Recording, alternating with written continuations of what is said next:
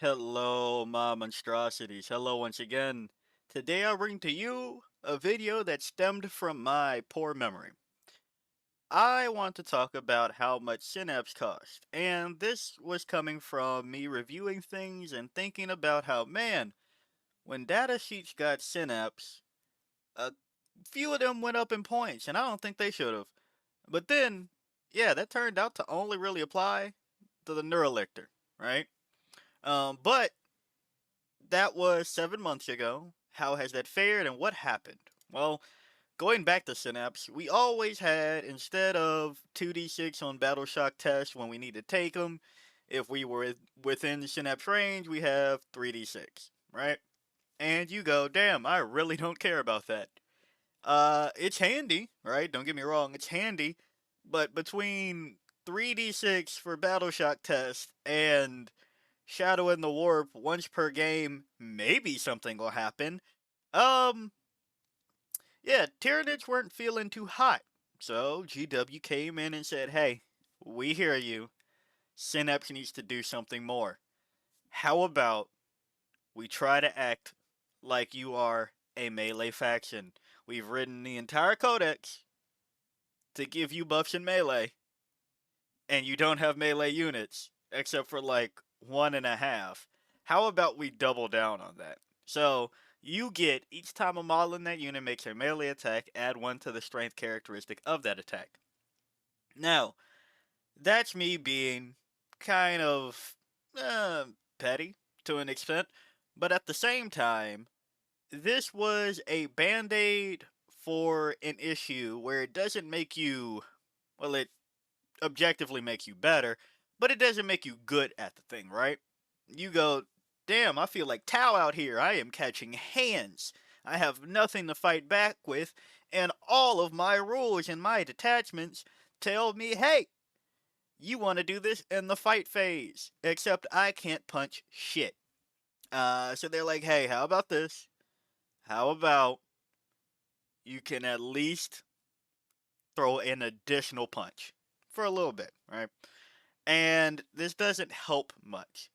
But on to why I am making this, besides being an ass, I want to talk about if this cost of Synapse has been a balancing issue for why I've been so critical of things in the Codex. Now, don't get me wrong. For other armies, I sit there and you go, man, my army, my detachment doesn't interact with my army rule. And then I come in like a wrecking ball and go, too bad! Some of us don't get to do that, right?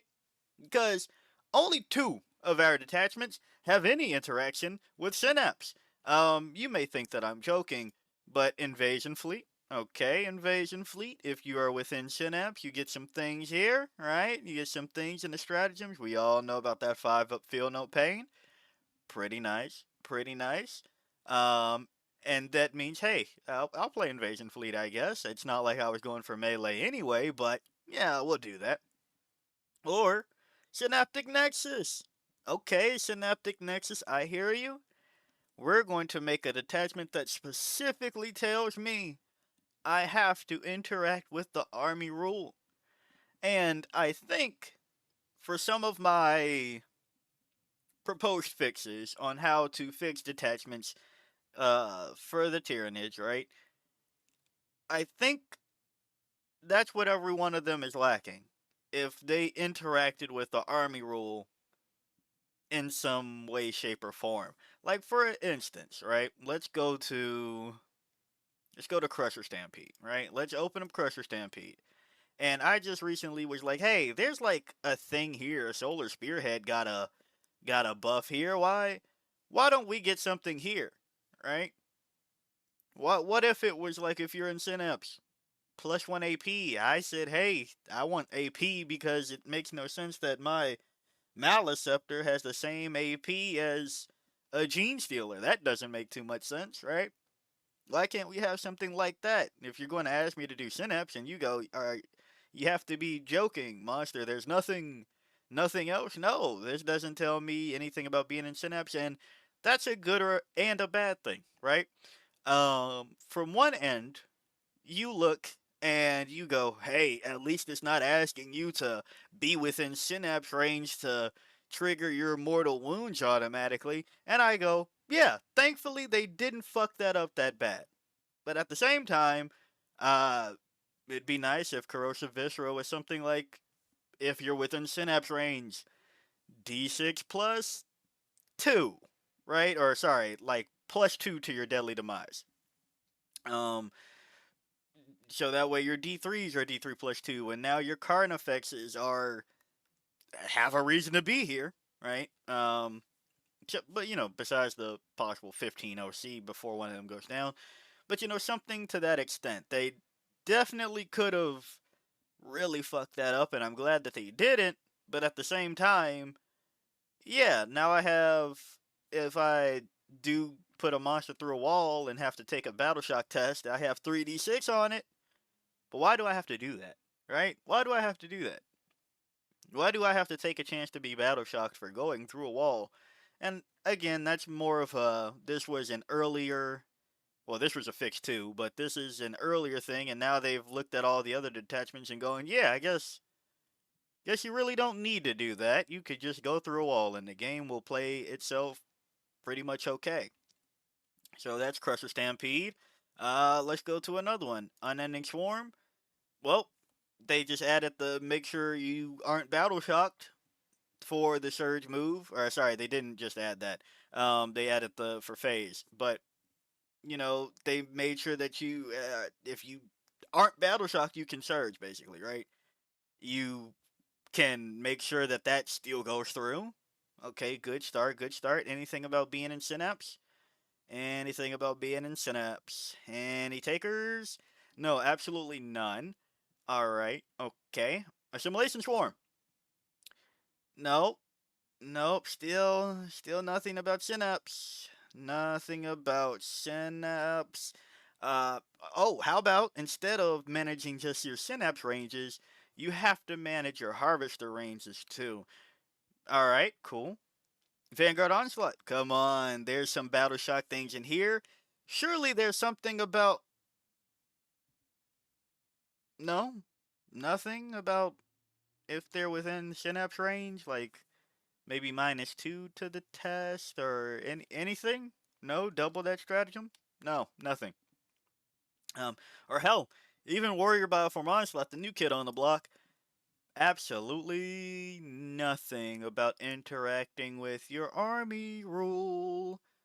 Yeah. So that's my point where I get it from other people's point of view.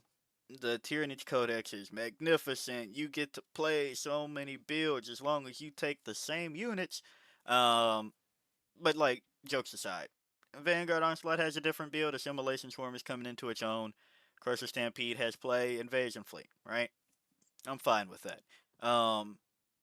But when anybody else goes to, oh, but my army rule, I need my army rule, I just look at ours and go, I don't think you do. It's nice to have. We've been playing the game, but none of our shit, except for the one that everybody's tired of seeing at this point, interacts with our army rule, and this one isn't worth playing. So, I mean, hey, I know everybody has their favorite. Somebody will come out and be like, Synaptic Nexus has saved me from a fire. But look, I'm still. This is definitely down on the power ranking now, and flavor wise, I guess sure if you really want to do it. But yeah, when only two of yours, what are we at? 7 detachments now. Yeah, let's say 7. Two of your 7 detachments interact with your army rule. I don't know. I don't know. I'm not necessarily on high hopes, and I don't want them to make it so that everything that you want to do in here, like I don't want it so that, alright, Warrior Bioform Onslaught, well, your warriors are already Synapse, but, alright, terrible example. I don't want to make it so that Crusher Stampede, alright, when you are within Synapse range, you get +1 to hit, right? That, I don't want them to go do that. but I would like if there was something like, oh, Warrior Bioform Onslaught. If a unit is within Synapse range of warriors, they have a 5-up invulnerable save. That'd be fucking neat, right? Then I'd go, alright, the warriors? Yeah, now we'll call them cheap because they're a buffing piece, right? And have the potential for damage. I can do that now, but just expecting me to, well, you know what, I'm not going to do it. I've ranted about warriors enough. But moving past that, past our detachments, right? Where nothing interacts with Synapse really worth a damn, except for our de facto detachment and our worst detachment. Um, in my opinion, asterisk, right? Uh, what else, right? Let's look at the data sheets. You said that you made a mistake, and it was only the Neuroliktor that went up 10 points, and it was 10 points you really couldn't afford. As soon as it went up 10 points, it was already expensive at 80, and it was our only way of being a damage boost, and it's an inconsistent damage boost that everybody's been trying to tell you from the start. Where it's like, yeah, it's an infiltrating low enough with stealth. It could possibly get me a point or two, but it can't punch through a wet paper bag. And unfortunately, to get the damage boost, it requires my opponent to fail a battle shock test. It doesn't even take the battle shock test at -1. It is take the battle shock test. And, well, if you're a space marine, I think you'll have a good chance of rolling a 6-up. Now, mind you, that works versus something like orcs, right? Where you're going, yeah, the orcs can get battle shocked. But we didn't need help killing orcs, right? They're like pretty good targets for us. So did I need the +1 to wound? Don't get me wrong, it's helpful when some mega knobs or artist nails wants to get involved for Warhorde. Don't get me wrong, it's very helpful. But it's not needed then. And this foot-long range is needed for shit on like vehicles. And the tougher units, which typically have better leadership. So just asking them to roll 2 dice and hope they fail, yeah, that happens maybe. It's in your command phase. It's probably not happening that first command phase if your opponent's smart. But let's just say for one Neuroliktor, you get 5 tests all the way through. They never kill your Neuroliktor. How many of those tests did they actually fail to give you +1 to wound for your entire army? Who knows? Now, the benefit is that with Psychological Saboteur, it is whenever a battle shock unit, no matter how it got there, so it does interact with your Shadow and the Warp, right? However that happens, if there's a bunch of them around the Neuroliktor, it has to happen. But I don't think the Neuroliktor needed to go up 10 points because we finally realized, yeah, the brain bug and this whole thing about the brain bugs, yeah, let's go there. And I also want to make another caveat here on that brain bug aspect because the Neuroliktor does have an invulnerable save. But I've seen too many people not actually look at the entire roster when they make statements against one another. Um, Not everything that has Synapse has an invuln save, which is part of the problem. Cough, cough. The Warriors, right? We just had a whole detachment to fix that thing. And then not everything that has an invuln save has Synapse, cough, cough, Death Leaper, or Von Ryan's Leaper. So there's not even the consistency there. Right? They haven't even kept that part consistent. Whereas, like, well, if you have Synapse, you get an invulnerable save. I think a lot of my bitching would not be here about the Warriors if they remembered that part. I'm just saying. I don't think that'd be there. Or, another one, Parasite of Mortrex.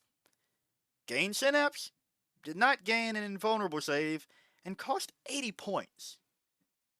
More transparency? I was racking my brain trying to make the Parasite of Mortrex work for a video. Now I don't. It's too expensive. I remember talking about this before, where I'm like, this thing is too expensive, and there was a great point. This is not to dismiss anybody's point. I love when you all give me different points of views when you're being respectful. And I'm glad to say that you all have definitely been pretty respectful of what you've been saying to me since I made that one video. Like, hey, can we just watch our damn mouths? Like, I appreciate the fuck out of you all for that part. Because there's no reason to be this upset and mean about plastic figures on the fucking tabletop. So, like, the Parasite of Mortrex doesn't even have an invulnerable save, and it's 80 points, and the criticism to when I said it needs to come down to like fucking 60 was that, well, if it does that, you just spam more lone ops, which GW clearly isn't trying to do, and then what, right? But the problem is, it is an 80-point Synapse provider, and you go, yeah, but you can make Ripper Swarms, and unfortunately, that is tied to one attack that doesn't have devastating wounds. Another thing I talked about in Invasion Fleet and why that causes so much trouble. And cough, cough, how is it that I always come back to blame an Invasion Fleet? They designed the entire codex with, well, if they don't like it, they can just play fucking Invasion Fleet. Or that's what it feels like. Alright, I don't have an invulnerable save on the Parasite of Mortrex. I don't have devastating wounds on many of our datasheets because you can't give devastating wounds to sustained, but and then call it a day, especially on anti-infantry 3 up, right? You can't give it too many attacks or else it gets fucked. The Ripper Swarms are nice, but you have a slim chance of doing that because I'm attacking with a T5 4 up save 5 wound little guy that has 1 attack to do that, right? If we took it into the Morphin Vol aspect where it's just like, as long as this model is the way to kill them, then you can spawn the Ripper Swarms. This would be infinitely better, and I can understand the 80-point price tag. But this is one that's like, man, I was really hoping it got cheaper when things rolled around, because I don't remember ever using this highly at any point in time. And I know what you're going to say. I know what you're going to say because I've talked about it too. Everybody's tried it, right? Everybody's tried it. Oh, just take it to Assimilation Swarm. My Parasite of Mortrex spawns all the Rippers. All the Rippers, all the time, get spawned. Right? Skill issue. Bad plus ratio. Oh, just take it into Synaptic Nexus. Put Dirge Heart of Cars on it and then throw fucking 95 points at something and 1 CP to do, on average, 3 mortal wounds. Wasn't that a great use of your points? Like, come on, right? And that's the other thing, where it's like, we have to think about the points that we're spending for this quote-unquote tactic. And I know you might go, now hold on, you talk about some jank shit. I acknowledge it's jank, right? I acknowledge it's jank, and I'm telling you to listen to what I say, not do as I do, okay? So when it's jank, and that's just me trying to play with a model that I like. But for efficacy, when I do make the videos about efficacy, like this one, Parasite of Mortrex doesn't do it anywhere. I was thinking about Vanguard Onslaught. Okay, so I have you here, Hunting Grounds, bam. Oh, it is infantry. I can get it into combat, and with anti-infantry 3 up, I can precision something out. I was already a character, but, fuck it. Let's just say I did it with somebody else that needed to be precisioned out with Epic Challenge. I can do it with, I'm forgetting the name of it right now. Right? That works, right? Maybe I just gotta kill all the characters. Um, yeah, good luck. It's just AP2 and damage 3, so I think something will fucking survive if you do that. Um, you know, and that's just assuming that the character is infantry. There are mounted characters or some other shits. Well, obviously there's like monster characters and things, but like you're not precisioning out old One Eye with the Parasite of Mortrex, right? Because it's anti-infantry, and just putting on precision on it doesn't help this situation. Um, so the Parasite of Mortrex still at 80 points is a problem because I would like to put this on the table. But here's the other thing: just because it now can hit with strength 4 and strength 6 because of Synapse, is not doing a lot of that. Even if it does come down to 60 points, yeah, then I have a deep striking loan up that is purely just to score points, right? Just a pure utility piece. And I guess at that point it's fine, but I don't think that rule is going to help me out anytime soon. Let's go to another one that gained Synapse, but guess what? Didn't need to go up in points like our friend the Neuroliktor, and I understand too. They said, hey, you all like the Neuroliktor because, hey, that was in a lot of lists, but you don't remember what the reason is. And I promise this is going to get back to the Broodlord in a second. You don't remember the reason we're all using the fucking Neuroliktors is because we weren't doing any fucking damage. We're not doing any damage, and we're still not doing any damage. Outside of, fucking Invasion Fleet. All of our sustained is here, all of our lethals is here. Any ounce of damage that we want to do is here. Maybe you can argue Crusher Stampede, but that damage thing, we don't get to do that.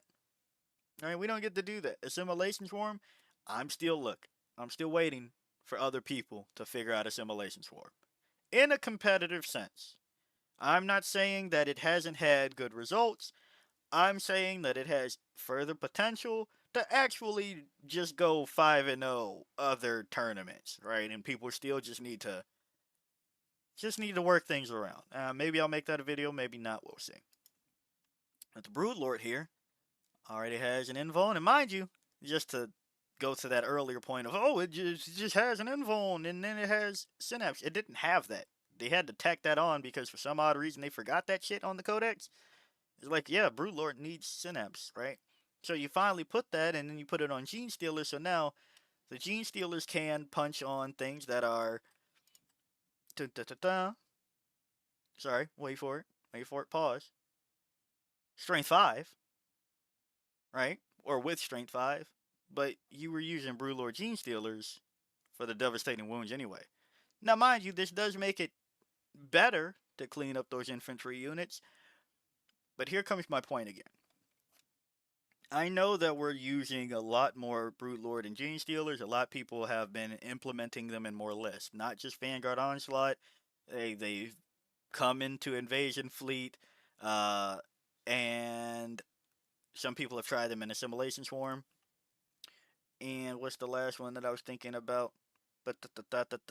Oh, I've talked about the applications in Synaptic Nexus and Unending Swarm, right? So we're using them, but here's where I ask you this, okay? I've also been critical of Broodlord Genestealers because it is 230 points to usually kill, not 230 points. Maybe not even stop 230 points with a screen. I've been critical of that for a while. Now I ask you, are we doing that because the unit is good at it, or are we doing that because it's our only unit that can do it? I firmly believe it's the latter.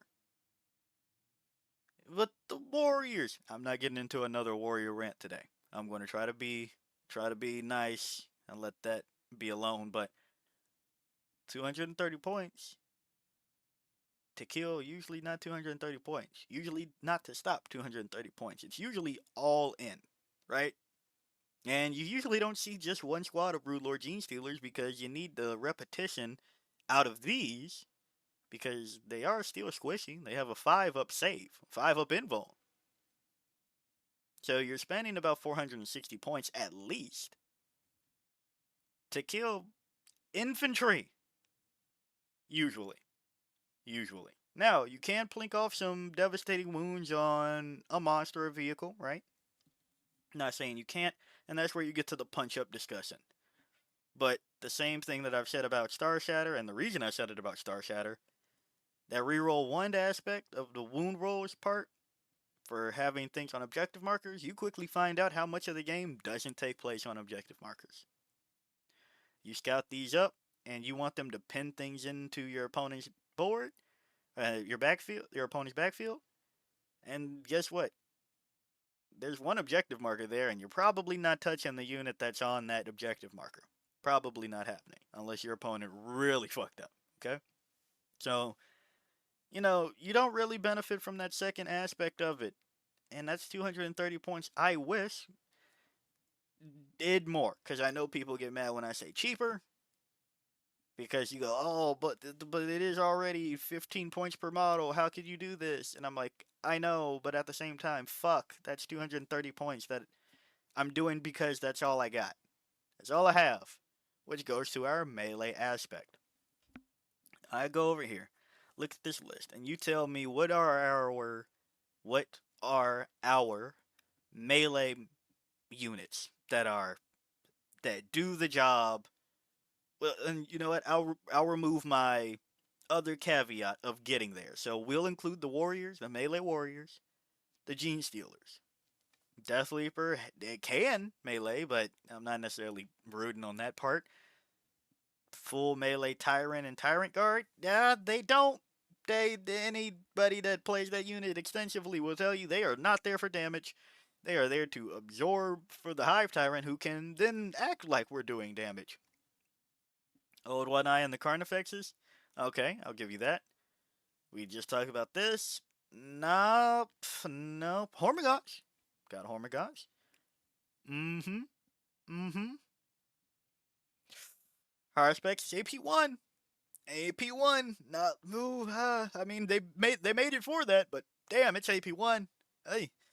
And this is the other thing about it being a monster. And one thing that I've forgot to talk about in my Crusher Stampede ramblings is that, yeah, I like the fact that if your monster gets an engagement range, it's fighting, right? Those are all your attacks going into it. You don't have to worry about, oh well, only 3 units can actually fight here. I gotta finagle that here, and then you don't have to worry about that shit. But what you do have to worry about is the fact that if you're playing something like Space Marines, Votan, yeah, the nerf made it so that it's until the attacking units attacks, and then something else can come in with AP, and they don't have Armor of Contempt anymore. But with a monster, good luck getting more than one monster into combat, or even getting a monster into combat when you have an additional unit touching the thing you want in combat. So Haruspex with AP1, as much as I am a big fan of it for being points efficiency, AP1 is AP1. And if you're into those targets, it's kind of fucked. Kind of fucked. Hive Crone, it's the melee version of the Flyers. Alright, fine. But no, we're not. Nah. Uh, Lictor has melee attacks, and some people will talk about the times that Lictor really ruined their day. I've seen it several times, but you're not throwing your Lictor up there. You are putting your Lictor there, and it's fight firsting back, right? It's a good blocker, not a good offensive attacker.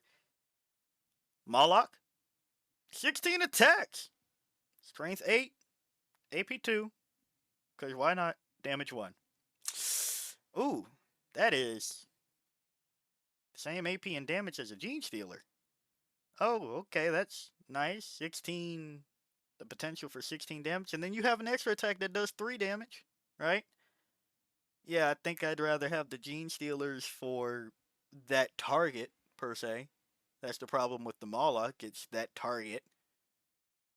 So whatever I'm going for strength 8 with, 16 attacks, I mean, it's the difference of 80 points with the Broodlord involved, right? And it depends. It depends, I guess, but, that's another melee unit. Nope. Assimilator, sure, let's say that it is, okay. Psychophage exists. Screamer Killer, a good one. I would love to run more, but it's 145 points at T9 and 10 wounds. 2 up save. But yeah, I have to get it there. And with its arms spread out like a motherfucker, along with our next contestant, the Toxicrene, good luck getting them there. Because they can get shot down. Trigon is nice.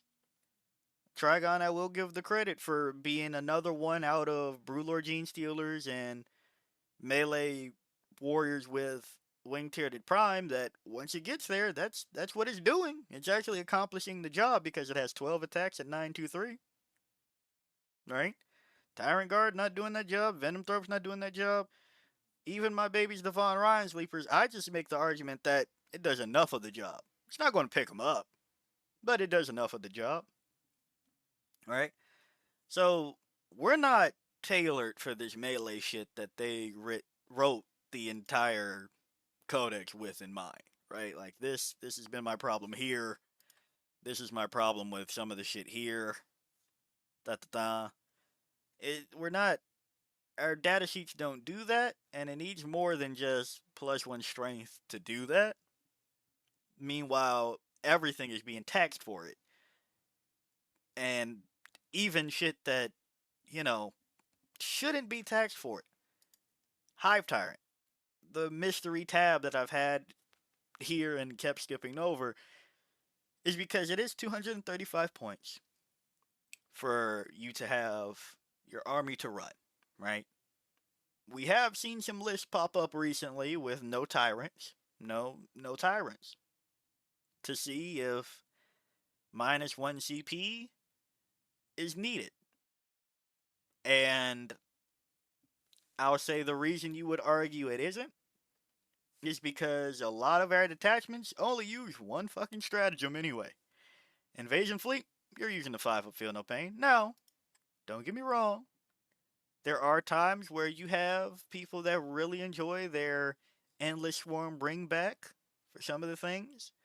But how many times have you actually used Death Frenzy or Adrenal Surge? How many times did you successfully use Overrun or Predatory Imperative? Alright? You're using it for rapid regeneration. Let's go to Synaptic Nexus. Alright, on my opponent's turn, or on my turn, Smothering Shadow. That's nice. I was using Reinforced Hive Node on my opponent's turn. Maybe not so much anymore. Imperative Dominance? Nah, not really. Override Instincts. I mean, sure. Good to fall back on. Irresistible Will. Now, this is one on my turn. So I have the CP on my turn to do it. Have the CP on my opponent's turn to do it. You know, hey, but beyond that, that's where I can understand people's, well, do I need to bring a tyrant? Right? You go to things like Worry About from Onslaught, where finally we learned, hey, I have to make more detachments that actually have more than one stratagem to use. Assimilation Swarm is a good thing, like good detachment to show that as well. That's why the double tyrant build is even better over there, right? And I should clarify when I say double tyrant to newcomers that that doesn't mean literally 2 Hive Tyrants. That is Hive Tyrant or Winged Hive Tyrant and the Swarmlord. That's not being an ass. That's because people have a good point. I need to make sure I clarify that for anybody finding the video that doesn't understand that terminology right now. And feel free to always ask questions. I'll try to answer them the best I can. But you know, things like that. Unending Swarm, Crusher Stampede. Look, I made an entire video about how you have access to core rules on top of the things within Crusher Stampede, so you should be going for it. But those are the arguments where I understand, yeah, if you are playing Invasion Fleet or something like Synaptic Nexus, I guess you could not bring a Tyrant and free up 235 points of your list, but it's paying for that in Synapse. Like, that's a good rule, don't get me wrong, but as we say with the Winged Hive Tyrant, it's not 235 points good. I'd argue this can come down still. I'd say the Winged Hive Tyrant can be about a 170, 180, and then Foot Tyrant, Walkrent can be maybe 190, 200. And, you know, that's just me doing wishful thinking, but they're not here for damage. They're kind of here for Onslaught and the aura here, where Lethal Hits is pretty nice, right? Lethal Hits is pretty nice. Assault, I've talked about why we don't care that much about Assault over here. Oh, because guess what? We only have one good gun, and it has heavy. That is the Exocrine. So, you know, yeah, like the Assault is comfy, right? Get some things out there, but our ranges don't match up where the Hive Tyrant should be, unfortunately. You want your Hive Tyrant safe because you want Will of the Hive Mind. And, you know, that 6-inch aura only goes so far. Maybe if you boost this to 9 inches, then I'd settle for 235. But there's a range mismatch on both our weapons and the Hive Tyrant. You give this assault to put on something like our other best Synapse provider, Neurotyrant and the Zoes. Okay, you put them out there, you have a 6-inch bubble for them to have a assault on their weapons. They move 6. You have to do some finagling. The Zoes move 5. Right? You have to do a little bit of finagling to make sure that everything is going according to plan. That means you can possibly move 11 inches. Did you want your Hive Tyrant out that far? I don't think so. And the Zoes have a range of 24 inches, which, well, let me tell you, that's not 36. Right? That's not 36. Good guns are a 36-inch range. Just about. Right? This is too close for comfort for a 4-upper die body. It's too frail. And then here we go back to the Synapse. Well, at least, Synapse provides something. You give out a 6-up invulnerable save. There you go. Alright? But they're not paying that premium for Synapse. They're not. They're paying it because there are only other unit besides the Tyranifex that has consistent and consistent ranged output to bust a tank, right?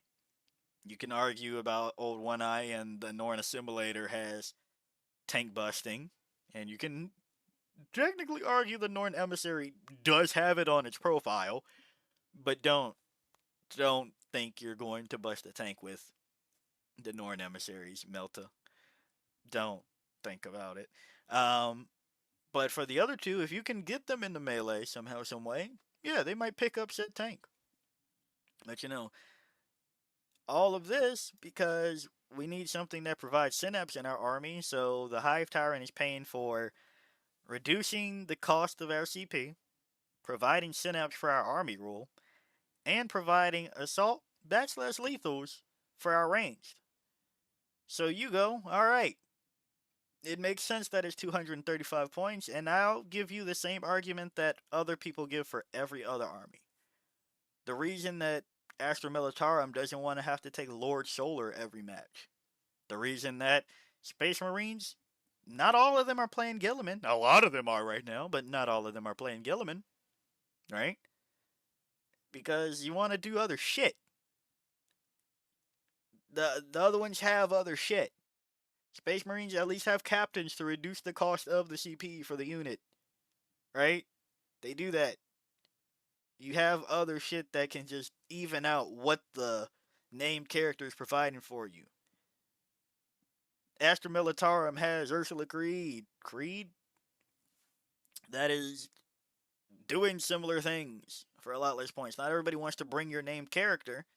And you go, well, it's not the Swarmlord, right? Right, guys? Right? Yeah, I don't want to have to bring 235 points every match just because my army is so improperly balanced around things it should have that I have to bring this. You go, hey, hold on. Now you're saying that the army is not balanced? I've been saying that for a while.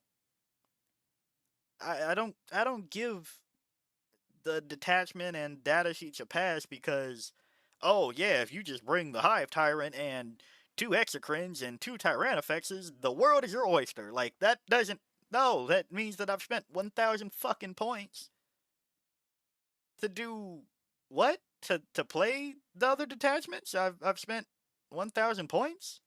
Already? Half of my list includes the same skeleton? I don't like that idea. To make it function per se. And I'm relying on the Hive Tyrant to provide a lot of shit because the other shit doesn't have the shit? Now, admittedly, that's a bit bigger than Synapse beyond that point, but hey, the Neurotyrant is making a comeback. With the Neuroloids are good. Notice how it's been able to be 105 points all edition. Notice how it's been perfectly fine here. Because it has the potential to just make your army run in places that it needs to. Because going back to what I said about the Hive Tyrant, you now have a range issue. Anything that wanted to benefit from the melee aspect of the Synapse buff needs to be able to be within Synapse range, and just let's go over the list of what our Synapse contains.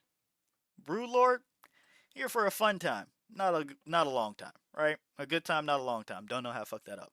Hive Tyrant wants to be in the back. Neuro Tyrant wants to be in the back, but can put out the Neuroloids. Parasite of Mortrex, yeah, we talked about why you're not bringing that. Turvy, almost exclusively a buffing piece for the Termagants, and guess what? They don't care about melee either. Swarmlord, I mean, sure, fine. Hive Tyrant is quote unquote the melee variant of the Tyrants. The better one at it, kind of. But at the same time, you're still only hitting with 6 attacks. Wing Tyranid Prime, alright, fine. You can argue that that'll be amongst the pack of melee hitters. Maliceptor, also up there. Neuroliktor, it's more for the ranged ones, but if you can pull it off too, fine. Norn Assimilator, these are the Norns. I'm just going to say they're 200 something fucking points. That's the same argument I'm making for the Hive Tyrant. And even then, I want them to stay in place. Now, they do have a big base, which means that their 6 inches of Synapse range is bigger. That is what that means. So, hey, you take that, but guess what? People are barely okay with paying this much for these things. Melee warriors, I've said my piece. Ranged warriors, I've also said my piece. And Zoe's, again, fragile, I've said my piece. So, not all of these units want to be where melee would be. A good portion of them don't want to be. And even then, the Maliceptor is in that general vicinity, but it has a blast weapon and doesn't want to be touched in melee because it doesn't do the melee thing very well. Right? It also is a monster with a base. So it ends up blocking some of the things, if you aren't careful, that might possibly want to be in melee, like the aforementioned horror specs. You have to make sure that you're managing. And I'm not saying that your army has to be foolproof, right?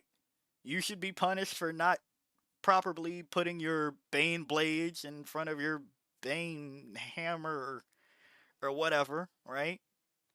Your Rogodorn tank commander in front of your Bane blade. Yeah, that we're going with that. You know, not saying that you shouldn't be punished for it, but at the same time, again, what am I getting into these combat units that would benefit from it? The Broodlord Genestealers, it's nice. I'm relying on dev wounds. The melee warriors, it's nice. But I was going for weight of attacks anyway, because it's damage 1. Alright, so where does it kick in? You don't have the range for it until you bring a Neurotyrant, so that's another 105 tax to provide your army rule to things that would benefit from it. For one unit, again, I don't want to have to bring dedicated units for this. And I already know what this might look like, right?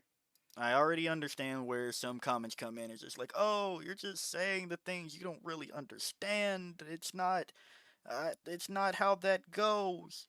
But I really want you to take a second to think about the things I actually said, not what you imagined I said, and think about the argument. We pay a lot for Synapse for it to not provide our shit with the shit that it says that it should provide. And I'm not necessarily saying that everything with Synapse needs to come down in points.